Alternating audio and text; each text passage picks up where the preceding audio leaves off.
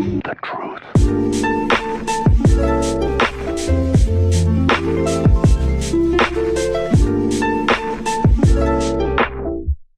Welcome back, everybody. It's me, Audie, with Middle-earth Mentors, and we are nearing the end of our starter series. Today we're going to be doing the quest panel and quest tracker, of which I'm sure you are by now well acquainted. But we'll just go over a few cool things in case you didn't notice them. So this is your quest tracker. Obviously, it tracks up to 5 quests, and there's just a couple options you can do with this. So if you right-click the ring, brings up a few different options. Obviously, show in quest log will bring up your log. Lock and unlock determines which quests stay on this tracker regardless of when you pick up new ones. If you pick up, let's say I have 5 and I pick up a 6th one, one of the 5 will fall off to make room for the 6th one. This determines what stays and what goes. And it doesn't cancel the quest. If it falls off your tracker, it doesn't cancel it. It just doesn't show on the tracker. So you still have the quest to do, but you can keep them here if you want. Find others on quests, pretty self-explanatory. Set as quest guide focus. That will show up in here on your mini-map. It will give you that arrow that's pointing towards your quest. Normally it defaults to pointing to the one that is the closest to you, but you can set one that's further away depending on how you want it. Remove all. Obviously they'll just clear your tracker. Track nearby quests is a cool one. So if I open my quest tracker, or quest panel, as you can see, I only have these 2 quests here. Neither of these are in the area that I am in. If I right click this and hit track nearby quests, you can see it pops 3 more onto my bar. Now those are, where are we? There we go. These are from the tracker. These are ones I've already picked up. They are the closest to my location, obviously. So that's pretty cool if you want to, do all the quests in one area and not have to manually go through here and see on your map which ones are closest. You can just track nearest quests. That's about it for tracker, basically. Pretty self-explanatory. So this is your quest log. I believe the default key to open it is L. At least L opens it for me. And there's a lot of options that you can do in here, but they're all really easy. So all these options up here are by default turned on, and they just tell you what is showing in your panel. I have them all turned on. They turn on by themselves because I like to see all my stuff. But let's say you only wanted to see fellowship quests. You would click off all of these other ones. I don't want to see these. Small fellowship, large fellowship, 3-man, 6-man. So now it will show only 6-man quests or fellowship quests. As you can see, this determines fellowship. If it was a single one, so there we go, like this. Oh, that's not one. There we go. 1 guy means it's just obviously solo quest. 3 guys is the 3-man, obviously. 6-man is a fellowship, and you'll see a little grouping of people here like that. And raid, I don't have any raid quests on my tracker right now, so I won't be able to show you that, but it's this symbol basically. So yeah, you can determine what is showing here. Now keep in mind, if you want to turn one of these off, don't forget to turn it back on, because you might forget that you have it turned off and be missing half of the quests. If we just keep going, it tells you how many active, 8 out of 60, which means you can have 60 total active quests before the game's like, nope, you can't do any more, you need to finish it before you pick more or cancel them. As well as you can add slots if you like. That's totally your preference. Show tracker, obviously you can actually remove this if you don't want to see it on your screen at all and only track quests in here. That's totally fine. And obviously your quest tracker, you determine how you view the info. That's pretty easy. Daily tasks and increased task limit, that's not really a quest thing, but it's recorded here. Tasks are just items that drop off of mobs as you kill them that you can turn in to a task board. You'll see them around towns throughout Middle-earth. For reputation or experience, the reputation is generally for the faction attached to that area. Some of them, however, don't have rep, so just check to make sure. That's all tasks are. As you can see, I've opened up 10. You can do 10 a day, or you can increase more if you wish. We'll go down here to this bottom panel. So obviously this is on my tracker. You can see the ring here. If I wanted to remove it, click it or highlight it again. And you can also do it from down here, remove tracker. Share is if you're in a group and let's say you meet someone questing in the world, you're like, hey, let's quest together. Okay, cool. And you are doing a bunch of quests that you picked up and that person hasn't picked them up yet. If you click share, it doesn't matter where you are, it will share those quests with that person. So it'll pop up on their screen and say, you know, so-and-so has shared a quest with you. And if you click accept, then you get to have that quest too, and it saves you running all the way across the map to the quest giver to pick it up from the actual NPC. Now, there are some restrictions, of course. If you're in the middle of a chain that has a bunch of prerequisite quests, you cannot share it. As well, I'm pretty sure you cannot share epic quests, because those are, of course, pretty chain-locked depending.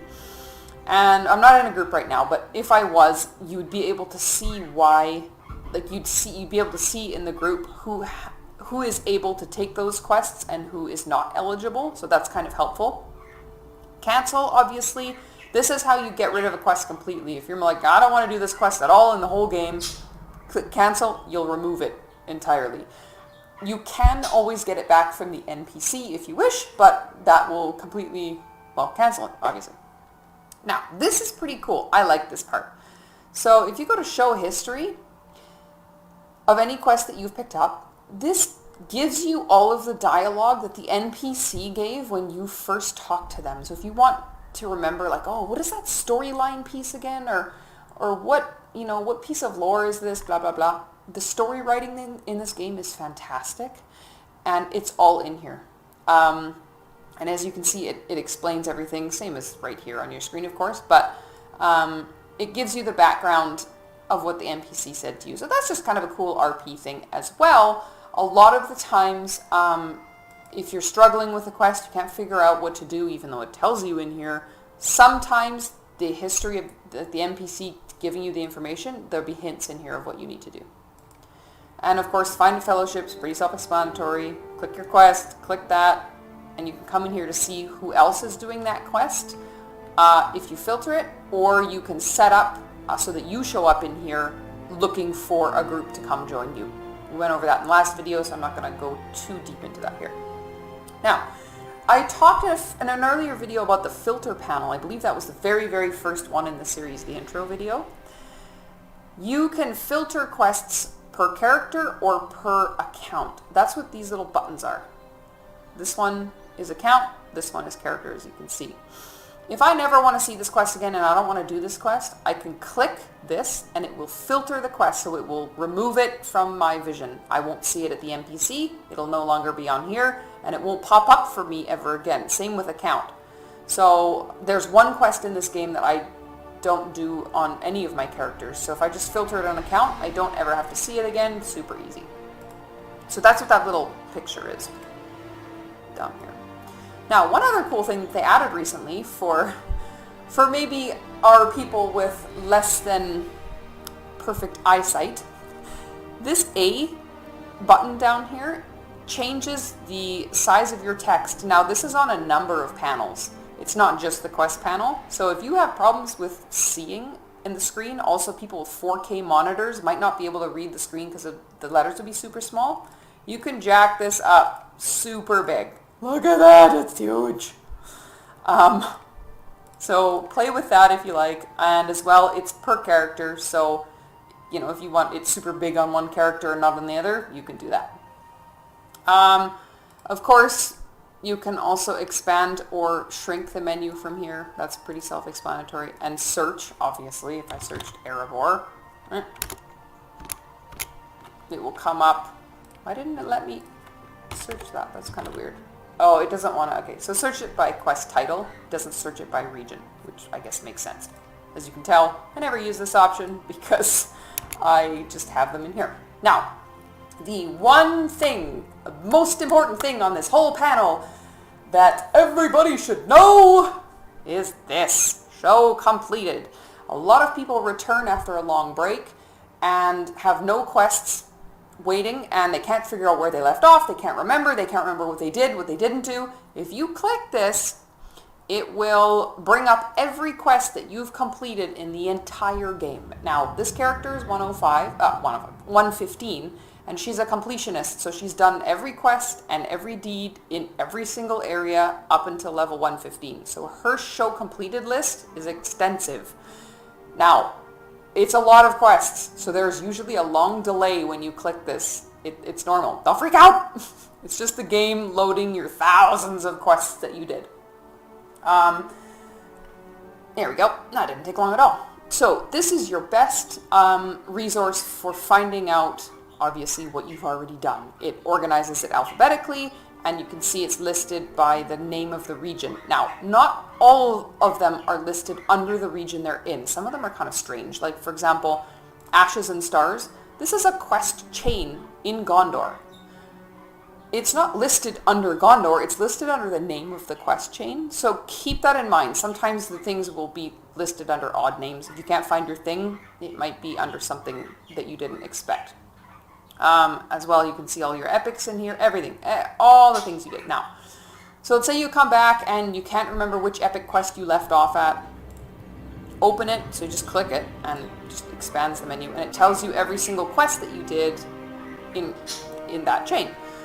Now, obviously it doesn't tell you what comes next. However, Google is your absolute best resource in this entire game. Google is fantastic. I run Google in a window behind LOTRO all the time. So let's say you completed book 10, chapter 10, and you're like, I don't know where to go next. Like, I don't know what NPC gives me my next quest. Open Google, type in LOTRO Volume 1, Book 10, Chapter 10, and the LOTRO Wiki has every single quest listed in this entire game on it in order. And not only that, it tells you the quests that came before, the quests that come after, the NPCs to pick it up from, their location, all the details on the quest, and any hints and tips if, like, let's say, for example, you need to find something for your quest, it'll give you the exact coordinates of that item in the game world. So it's pretty much the biggest cheat sheet you could imagine. That's how you find your way around. That's how you find out where you left off if you are looking for that. Other than that, honestly, that's pretty much it. That's the quest log, that's the tracker. Really straightforward and self-explanatory. And yeah, that's it. Enjoy doing your quests. See you in the next video.